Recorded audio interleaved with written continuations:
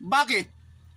Kaming mga financially stable ay very defensive na kapag magpa-partner kayong mga babae, ang gamitin nyo, utak.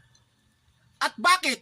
Yung mga lalaking, mga walang pangarap, mga tambay, walang trabaho, umaasa lang sa magulang, ang sasabihin naman sa inyo, puso daw ang gagamitin.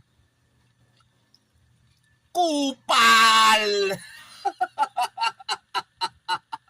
Tandaan nyo, marami ngayon nagkakaiwalay at nagiging single mom dahil walang kapasidad ang lalaki na buhayin sila at nagugutom sila.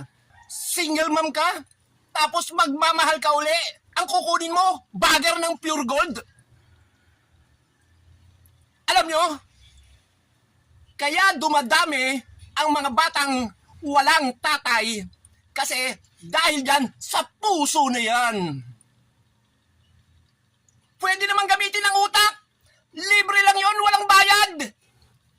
Ibas nyo na ako ng ibas. Pero ang sinasabi ko ay sadyang katotohanan lamang. Real talk lang. Mindset. Nasaktan ka ba? Tinamaan ka pa? Pwes, may utak ka na.